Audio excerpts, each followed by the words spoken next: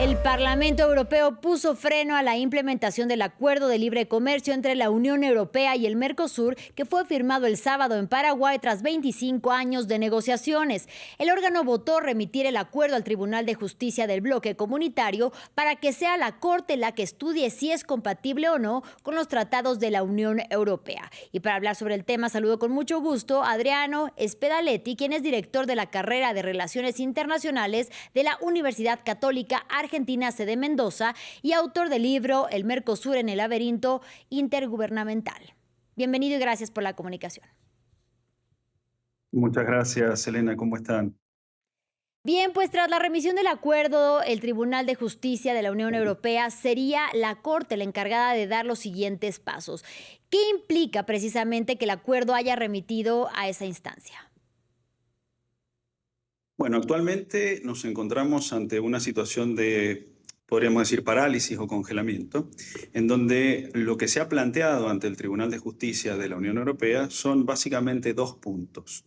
Uno es más bien de forma y otro es más bien de fondo.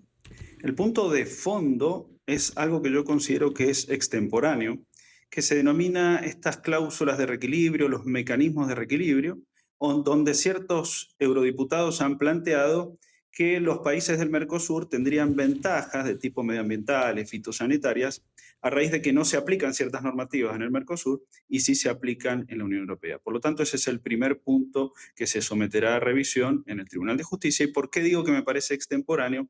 Porque eso, en el momento de discusión, es justamente en las negociaciones en donde participaron los otros órganos de la Unión Europea.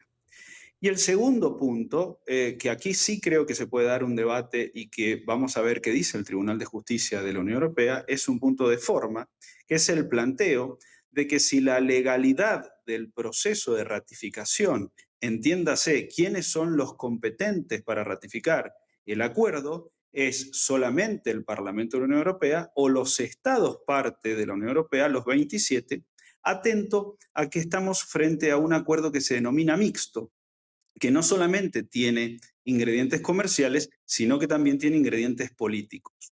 Esto de mixto, para poner un ejemplo y que la gente entienda, es que no solamente hay simplemente cuestiones de libre comercio, sino que hay cláusulas relativas al medio ambiente, a asociación estratégica, a derechos humanos, a cláusulas democráticas, a patentes, a propiedad intelectual. Es decir, es muy amplio y es ahí donde los parlamentarios europeos han puesto el ojo y decir, muy bien, tribunal, díganos o explíquenos si esto solamente lo puede ratificar el Parlamento o tiene que ser sometido a votación de los estados de la Unión Europea.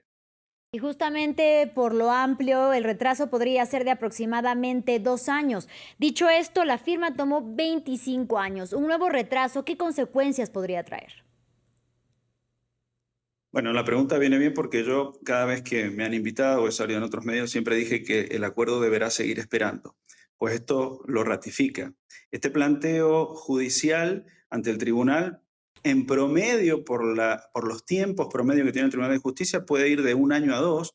Entiendo que por presiones políticas estos tiempos pueden cambiar porque estamos en un momento totalmente convulso del mundo, por lo cual pueden existir ciertas presiones políticas, pero lo cierto es que en este momento nos encontramos ante un momento de parálisis. ¿Por qué? Porque ya el Parlamento determinó que hasta tanto no resuelve el Tribunal de Justicia, no va a someter nuevamente a votación en pleno al acuerdo.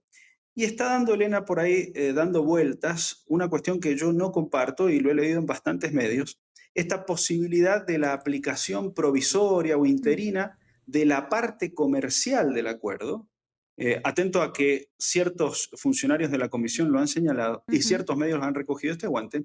Yo entiendo que necesita esa posibilidad la aprobación de todos los estados a través de sus parlamentos del Mercosur y no de uno solo de los estados del Mercosur. Es decir, que también ese aspecto requerirá cierto tiempo. Entonces considero que es erróneo esto de que si un estado del Mercosur lo aprueba, se puede aplicar interinamente la parte comercial. No es así, lo tienen que aprobar todos los estados del Mercosur para que pueda entrar en vigencia inclusive una parte de un tratado internacional. Y justamente usted habla de esta posibilidad y entre los propios países del bloque europeo, de este bloque de los 27, hay desacuerdos por este punto precisamente. Alemania es un ejemplo Y este país lo que dice es la principal potencia europea que entre en vigor igualmente, pero nada más de manera provisoria. ¿Por qué? Nos decía usted hace un momento que no es posible. ¿Qué lo impide? Desde el punto de vista técnico-jurídico, Sí. eso no es correcto, porque deben aprobarlo todos los estados del Mercosur, y eso no ha pasado. Y hay una cuestión política, esa es la explicación técnica. La cuestión política que tiene que ver con la fuerza o la legitimidad que pueda tener esto. Mientras esté en estudio, a gente le puede gustar o no desde el punto de vista político, es muy difícil que se aplique parcialmente una cuestión que está en estudio o revisión judicial. Eh, el mundo, aunque esté en cierto camino convulso, como se está marcando ahora una nueva era de áreas de influencia y de la ley del más fuerte, que en realidad no sé si es una nueva era o en realidad es la misma era, nada más que con las máscaras que se han caído. Da situaciones bastante irónicas, porque acá está muy bueno, Elena, el planteo de que Alemania intenta impulsarlo y Francia intenta frenarlo. Pero yo quiero traer a colación un pequeño ejemplo de lo que es justamente el juego político, que va más allá de lo técnico-jurídico. Macron, ayer en Davos, sostenía que el mundo necesita más cooperación, más libre mercado, más inversiones, invitaba a países a invertir. Pero fíjense lo irónico de esto, que es el que está poniendo palos en la rueda al Tratado de Cooperación y Libre Mercado entre la Unión Así Europea y el es. Mercosur. Ujú. Entonces, el mundo hoy tiene muchos aspectos políticos que van más allá de lo técnico, y lo irónico es que en este juego de la fuerza o en este realismo de las relaciones internacionales, uno es el bully del barrio contra aquellos que es más fuerte, pero si aparece uno más fuerte, pide la cooperación. Y hablando de Francia, profesor, ¿qué papel juega el país galo en esta nueva fase de obstáculos para el acuerdo? En realidad, a ver, desde el punto de vista político es el líder de este freno. Desde el punto de vista técnico, inclusive aunque un solo Estado o un solo parlamentario o una sola empresa al día de mañana hubiera hecho un planteo judicial para que se revise alguna de las cláusulas, y en este caso de la legalidad de la puesta en vigencia, sería lo mismo. Desde el punto de vista político, sí es, podríamos decir, es la cabeza de estas protestas desde el punto de vista social y de la cabeza de estas protestas desde el punto de vista político. Desde el punto de vista técnico, cualquiera de los estados podría haber realizado este planteo, que era una de las posibilidades de poner un freno, por lo menos desde el punto de vista transitorio, a este acuerdo. Usted hablaba hace un momento de lo extemporáneo de esta revisión que ahora tendrá encargada el Tribunal de Justicia Comunitario. En este punto y en ese sentido, ¿todavía existe un margen de negociación cuando ya fue aprobado un tratado de libre comercio que se estudió durante más de 2 décadas? Acá puede pasar de todo, porque esto, la política va primero y lo jurídico se adapta a lo político. Ya dije también en otra oportunidad que las concesiones unilaterales que había dado Ursula von der Leyen para mí eran nulas, porque no fueron concesiones. Para que la gente sepa de qué estamos hablando, cuando ofreció estos 45.000 millones de euros para adelantar en las políticas de la PAC, de la Política Agrícola Común, el levantamiento de aranceles en fertilizantes, por ejemplo, hacia los países de la Unión Europea, si uno lo analiza desde la pureza de la libertad de comercio, son concesiones unilaterales que dio la Unión Europea, que no se negociaron con el Mercosur y sin embargo, por cuestiones políticas, sí se aprobaron en Asunción de Paraguay el día sábado. Eso, desde el punto de vista técnico, prevaleció la política a lo técnico. Ahora puede pasar cualquier cosa. Desde el punto de vista estrictamente jurídico, ya no es momento de que el Tribunal de Justicia de la Unión Europea determine si los puntos negociados son o no, o atentan o no contra la libre competencia.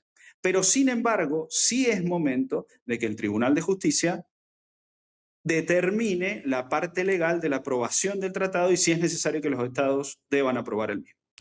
Estamos hablando, profesor, de que este acuerdo de libre comercio entre el Mercosur y la Unión Europea abarcan un mercado de alrededor de 700 millones de consumidores y que representa más del 3% del Producto Interno Bruto a nivel mundial. Dado este nuevo reordenamiento del orden mundial, ¿quién sale más perjudicado con esta nueva pausa en el acuerdo? ¿Sudamérica o los países del bloque europeo? Yo creo que los dos, tal vez hoy en día un poco más la Unión Europea, pero los dos salen perjudicados, porque ante un mundo que se está dividiendo en esferas de influencia, la posibilidad de diversificar mercados siempre es muy buena. La posibilidad de no alinearse exclusivamente con una de las potencias siempre es muy buena. La posibilidad de tener distintas alternativas de mercado siempre es muy buena.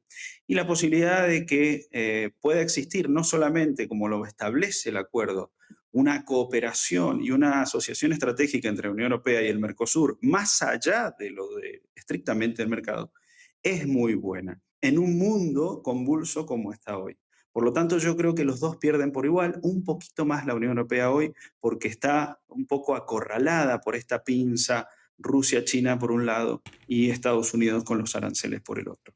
Y finalmente, a manera de conclusión, por favor, profesora, en un mundo convulso, en un mundo en el que Estados Unidos intenta expandirse, dominar, pero también terminar con los organismos internacionales, ¿es o no importante un tipo de tratado como el del Mercosur y la Unión Europea? En un mundo en donde el multilateralismo está perdiendo fuerza, que lo dije anteriormente, creo yo que se están cayendo ciertas máscaras, no es que estamos ante algo nuevo, simplemente estamos perdiendo las cortesías o las narrativas que antes existían y ahora es de un realismo feroz. En ese mundo que se nos está presentando hoy, la posibilidad de que se nos esfume entre las manos este acuerdo que yo anteriormente dije que todavía faltaba mucho, es una verdadera pena. Sin embargo, como están las cosas hoy, que todos los días tenemos novedades, va a haber que tener una prudencia, cierta prudencia, esperar a ver cómo se dan los hechos también en política interna, porque a veces la política interna es lo que mueve el reloj de la política exterior, y tener un poquito de paciencia para ver cómo avanzan estas negociaciones. Yo creo que si el mundo va en ese camino y sobre todo Europa se sube a este mismo camino de bloquear estas iniciativas amplias de cooperación y comercio entre bloques, es un error.